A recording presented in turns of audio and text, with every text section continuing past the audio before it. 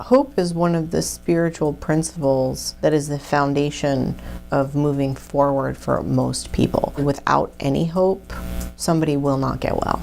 Whether it's a caretaker or someone with an illness, they will not get well if they cannot develop the spiritual principle of hope. Hope is the foundation for living, especially with this disease.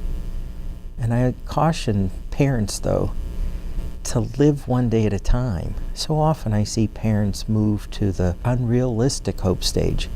When is she going to go back to college? Is it a week? Is it a day? When's this chapter going to end? And I think that sets everyone up for some very unrealistic expectations. Hope has to be done in small dosages, too. People think of the word hope as something we idly sit back and we do. We hope that things will get better. We hope that change will come. We hope that more caregivers will come into our community. But just sitting back and hoping in that form of the word is not where change happens.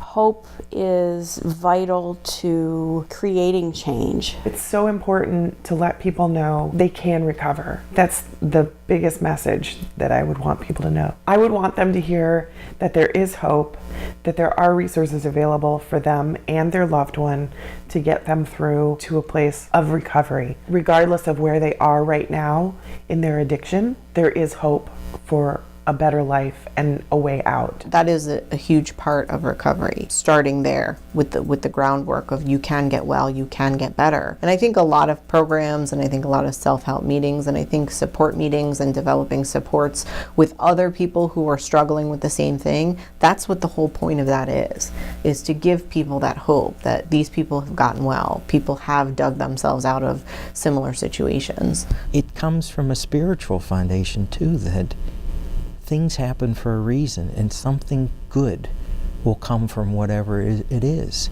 Understand that a son or daughter has an addiction problem is so overwhelming, because when you witness that birth and you held them, you can't imagine, absolutely can't come to terms with how overwhelming it is to find out that son or daughter's shooting heroin. But yet there's that foundation of hope that brings persons out of despair. When we're driving down the road, we need to be looking out our windows and looking for the things that bring beauty. We need to look to the things that bring peace and collaboration. That is vital to recovery. It's also vital to prevention. I don't think we've experienced a lot of the positive outcomes because I think we publish the negative ones. There are really a lot of people who've turned their lives around and are successful. And we need to promote those people more than promoting what we see on TV about how many people they Narcaned. Yes, we have that, but we also have to see the other side. And I don't think there's an equal balance of what we're showing.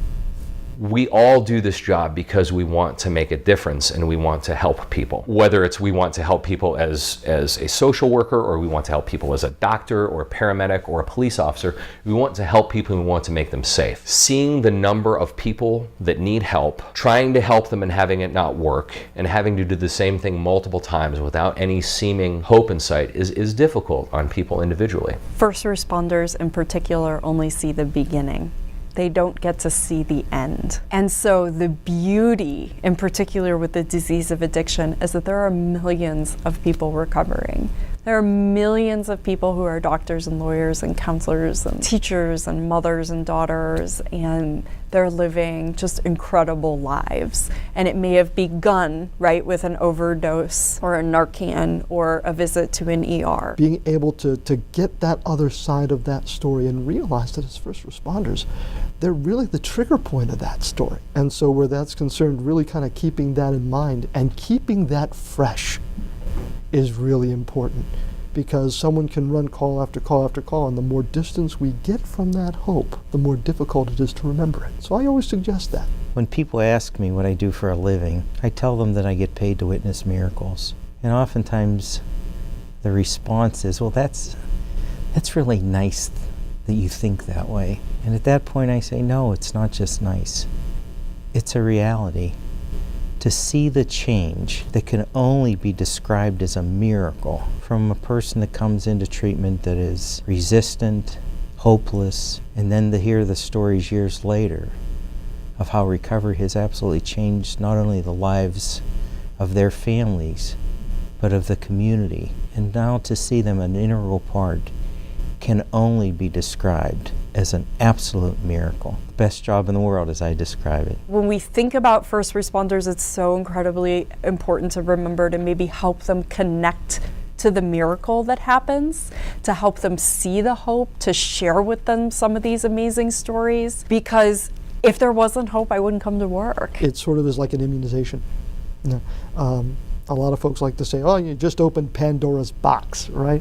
What folks don't remember about the myth is what was left in the bottom was hope. And so a lot of that hope is a really good inoculator, but a lot of times first responders don't get to see that. They're seeing folks literally at their worst moment. When you're working with somebody in recovery, they're much more likely to engage in recovery if they feel heard, if they feel that you understand this journey that they're on and you're willing to go on that journey with them. I think combating stigma is very similar to that, in that we need to meet people where they're at and understand what they're going through and how they came to this belief system, and respect that enough to work with them to hopefully foster change and inject hope. We have absolute miracles happen every day. So it's really critical to remember that they're only seeing the very first step. They're not seeing them dance 20 years later, 10 years later. One of the things we do is bring the people who have been successful back into that environment. So we had a couple patients who agreed to come back and talk to the judges about what their medication therapy had done for them. It was a profound effect on the judges because these people had been in front of the judges many times, and they explained what it was like to be in that condition without medication, without help, not knowing what to do.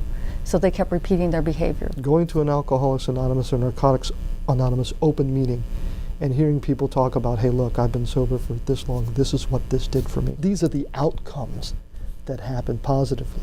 Instead of, okay, I've just had to show up on this scene and Narcan this 19-year-old fellow. The opioid epidemic, as it were, has really taken a toll on our community as a whole on several different levels. Certainly in the area of child welfare and law enforcement, but also in the area of mental health and substance use disorder providers. In doing so, a lot of the judges stood back and said, well, maybe we should rethink the way we're looking at this. And especially for the EMTs and the ED staff, they need to see that.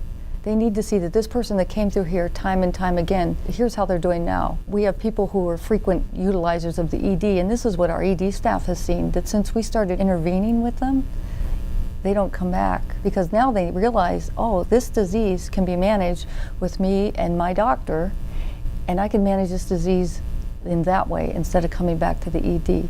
So that takes a lot off the ED staff, and when they see that happening, they actually think, wow, this is hopeful what you're doing. In order to infuse hope into our culture, we need to be out spreading hope. We need to be out actively looking for the things that bring hope into our community. We need to find that hope. It's such a worthwhile experience. I can't imagine doing anything else in my life. Hope is the first step in getting well.